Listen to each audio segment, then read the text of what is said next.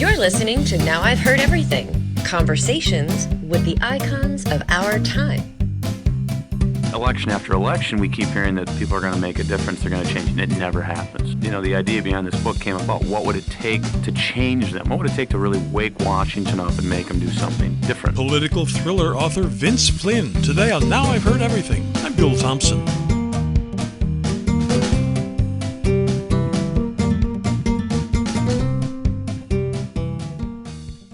Fed up with business as usual in Washington, D.C.?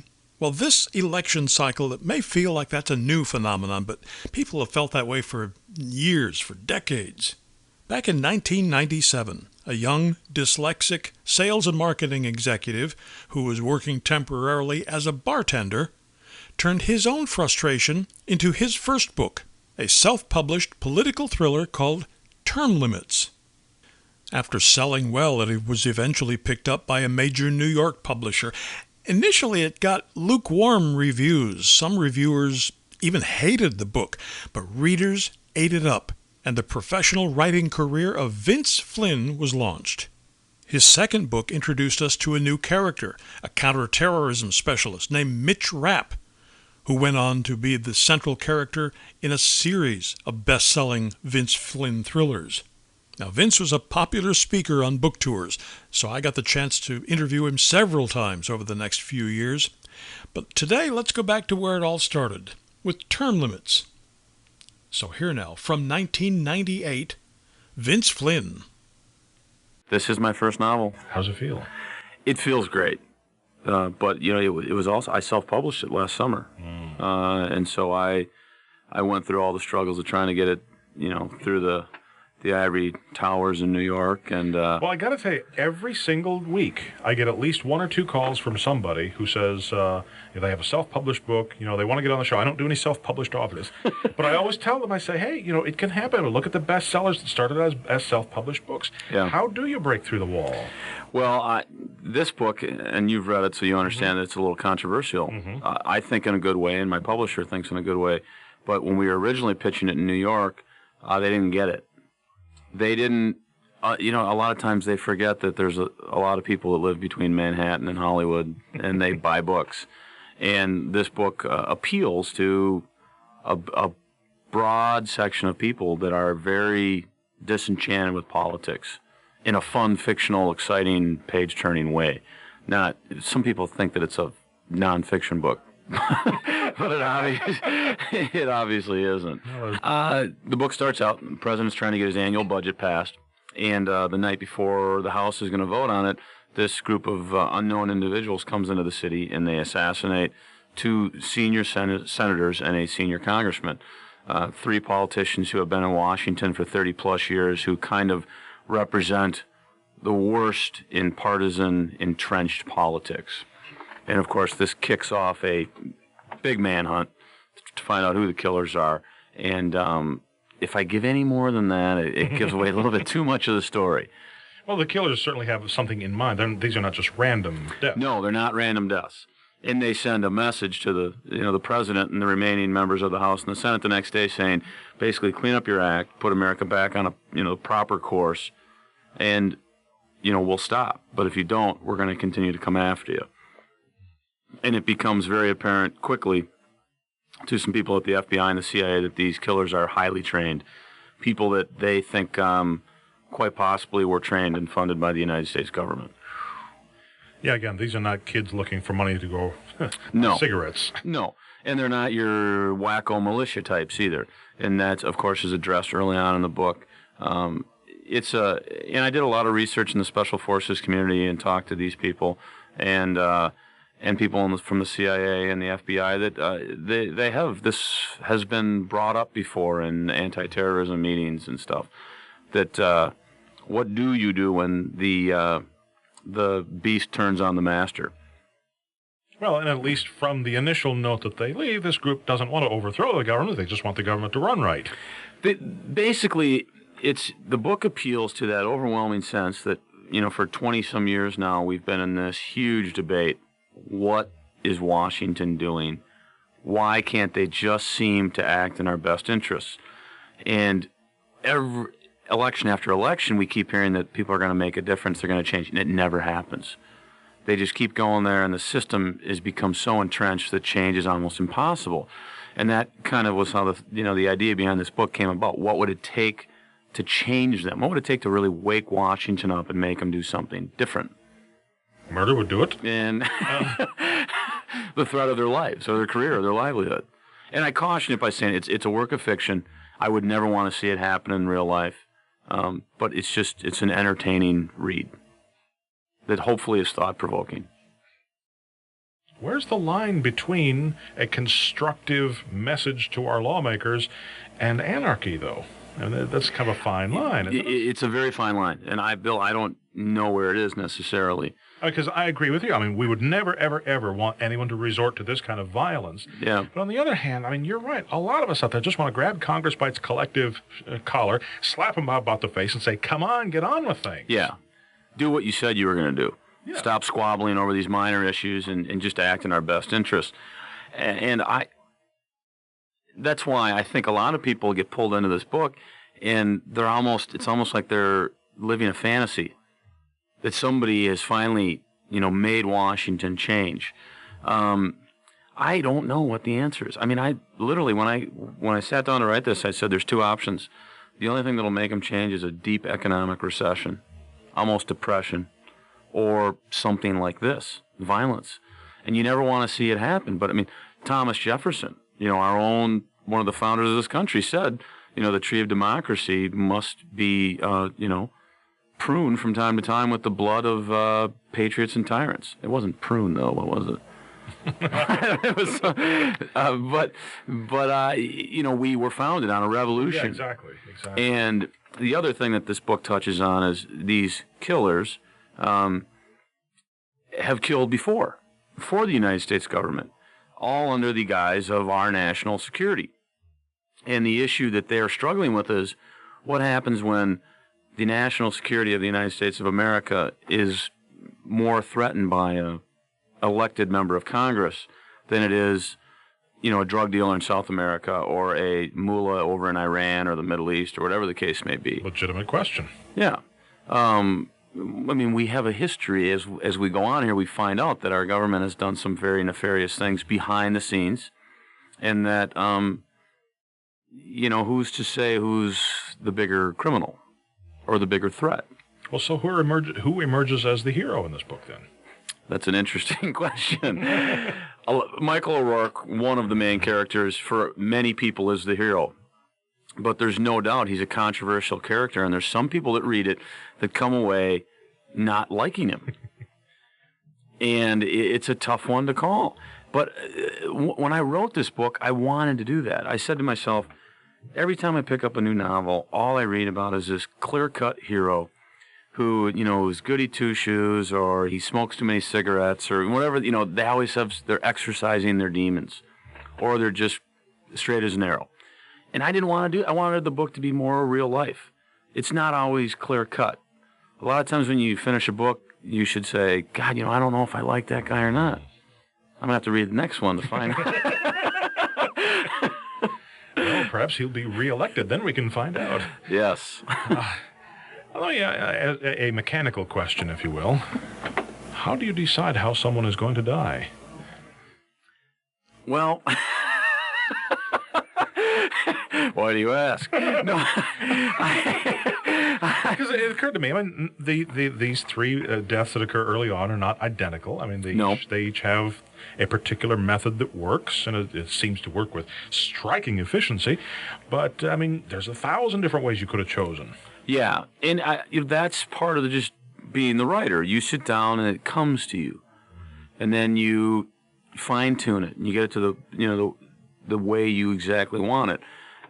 But as far as the first three assassinations are concerned, through talking to Special Forces people and doing some research on my own through nonfiction books that have been published, I found out that these people spend a lot of time surveying their targets, following them around, finding out where their weaknesses are, what point of the day they can exploit them. And with that in mind, I thought, you come out to Washington and you sit around and people get up in the morning. They got to go to work. And so I came up with this plan of if this was to happen in Washington and they chose their targets and they looked to see when they were vulnerable, what would be the best way to do it? And you just naturally, as the writer, you play a much bigger story in your mind than what's on paper. You're talking thousands and thousands of pages that never go into the book, but what you're envisioning happening before the book even starts. These people have lives, they've already put in time, following people around and doing such. And so that's how I kind of came up with the idea. One guy gets up every morning and he opens his shades, and what better way to exploit him than sit in the house across the street and kill him with a rifle shot. And it's fiction, I don't... Listeners, vary your routine. But I mean, how well do you have to know your characters then before you put the first word down on paper? That's another good question. You don't know. A lot of times you start the book and characters take on a bigger role sometimes than you originally intended. Sometimes they completely fall off the face of the planet. Sometimes halfway through the book you decide they're no longer going to be a big character and you're going to move on to somebody else. And as a creative writer, I think you have to let that kind of go sometimes. And that's where being the storyteller comes in. And not writing a book like everybody else has written a book. It's your own little stamp. And you kind of let things evolve. You look at the real-life drama in Washington today, you've got the scandal with the Chinese. Now, as it started out, we learn a little more, and each day, or each week that it goes on, all of a sudden there's a new character that's in the forefront. And so, as a writer, I don't think you need to lock yourself in to writing about a character that was crucial during the first segment of the book, because maybe they're not so crucial in the latter part of it. Still, if somebody were writing this as a novel, I would think that maybe somewhere early in the plotting they would have come up with some big Chinese kingpin who is yet in real life to be revealed, but yet you have to kind of know he's there so you can lead the story to him. To be fair to your reader, you have to do that, and I agree. And in this book, nobody is introduced, in the last half. There's no big, surprises per se. All the players are on the court at the first, within the first quarter of the book, which is, I think that's Hitchcock's rule of mystery writing. No deus ex machina, so no second to last page guy running out of the crowd. I confess, I did it. Who is this guy? I hate books like that. Yeah. Now, all right, the idea of a happy ending is something that's been kind of blurred the last several years. Is this a happy ending? Is it a satisfying ending? Is it a justifiable ending? Is it? Will we slam this book shut and say, "Oh my God"? I haven't found that. I've had people say to me, "I was sad to see it end. I was so into it that I didn't want to see it end." That's a good sign. And I've had other people say, "I wanted to know more." But as a writer, again, if the people don't die, their lives go on. So you have to find a place to stop it. Otherwise, you can go on you can be like Clancy and write a 1,200-page book. If you want to, you can stretch it forever. And then write a sequel that picks up right where that one left off. Yeah. I mean, you can keep doing that. And that's, epic novelists do it, and Clancy's excellent at doing it. But at some point, you got to tell yourself, put the pen down or turn the computer off, and you have to walk away from it. Is it pretty obvious by that point that you've reached that place in the story where you can do that? I sit down beforehand and kind of pick a spot where I want it to end. And the other thing that I do that I think helps is I do a timeline. I say the book's going to start on a Thursday, at 5 a.m. or whatever it may be, and it's going to end 14 days later or 13 days later. And this is what's going to happen. So that logically everything can happen in that period of time. As an avid reader, there are times where I really get upset at the suspension of belief that I have to undergo to buy into something. And I think as a good fiction writer, you should try to keep things as realistic as possible. Otherwise, you're going to upset readers. Does that mean you have to get every little detail right, or will they forgive you if you say there's a particular street in Washington that we know doesn't really exist? Yeah. Well, there's all kind, and then the issue that you just brought up also gets into a legal deal. Legally, can you say I was at the Austin Grill, in the book, and then all of a sudden they want to sue you because it actually is a restaurant. You didn't get permission from them, and so I've had attorneys tell me, don't use people's real names and don't use, restaurant. Just avoid it at all, if at all possible. The things that are pretty much in public domain, you can say the Washington Post and NBC and stuff like that, because for a news agency to sue somebody would be pretty crazy. Well, unless you identified them somehow in the plot, which you don't, as being at the center of the conspiracy or some such thing. And clearly you're not saying that. No. And the other thing, when you're writing it, the other thing you have a real problem with is when you're talking to the special agents and such, you have to remember that they're not your target audience. Sometimes they can get so detail-oriented that and they say, this is right, but you should do it this way. And you're like, hey, 99.9% of the readers out there aren't going to know the difference. And if I get too into this, they're going to get bored and they're going to give up on it. So you have to remember who your target audience is, and remember that you're never going to please everybody. Well, the first person you have to please is you, isn't it? My mother. No, I don't know. Well, if you don't write a story that interests you, it shrinks. You're absolutely right. You have to be excited about your own story. But I think you have to keep an eye on the audience at all times. And I think writers that lose sight of who their audience is eventually find themselves in trouble. And that's why sometimes you have to have enough guts to tell your agent and your editor, I think you're wrong on this one. I think I'm right, and let's have some other people read it before we start tearing the whole thing apart. Vince Flynn died from cancer in 2013. He was 47. Now, you can get your copy of Term Limits by Vince Flynn by tapping the link in our show notes, clicking the link in the description below if you're listening to this on YouTube, or by going to our website, heardeverything.com. We may earn an Amazon commission if you make a purchase.